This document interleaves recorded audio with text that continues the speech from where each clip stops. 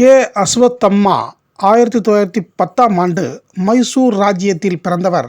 1934ஆம் ஆண்டு பெங்களூரில் உள்ள மீனலோசினி நாடக சபாவில் நடித்து அறிமுகமாகி 1935ஆம் ஆண்டு குப்பி சதாரம் என்ற கன்னட படத்தில் கதாநாயகியாக சினிமா உலகுக்கு அறிமுகமானவர். பேரழகும் தேன் குரலும் கொண்டவர். 1937ஆம் ஆண்டு ஏலிசை ஏந்தல் எம்.கே. தியாகராஜ பாகவதற்கு ஜோடியாக தமிழில் முதலாக சிந்தாமணி திரைப்படத்தில் கதாநாயகியாக நடித்தார். இப்படத்தில் எம்.கே. தியாகராஜ பாகவதரை விட கே. அஸ்வத்தம்மாவுக்கு அதிகமான விளம்பரம் செய்யப்பட்டது.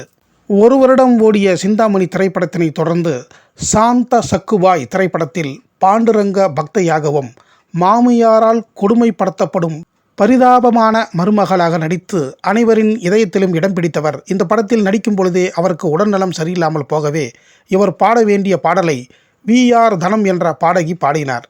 இந்த சாந்த சக்குபாய் திரைப்படம் மாபெரும் வெற்றி பெற்றது. காச நோயினால் 4 வருடம் போராடி 1944ஆம் ஆண்டு தனது 36ஆம் வயதில் இறந்தார் அஸ்வத்தம்மா அவர்கள்.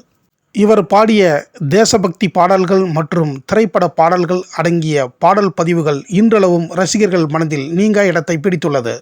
இளம் வயதில் கே. அஸ்வத்தம்மா அவர்கள் மறைந்தாலும் அவர்களின் புகழ் உலகம் உள்ளவரை நீடித்து நிற்கும். அஸ்வத்தம்மா அவர்கள் நடித்த படங்களின் கதை விவரங்களை அறிந்து கொள்ள சினிமா கொட்டகை சேனலை பாருங்கள்.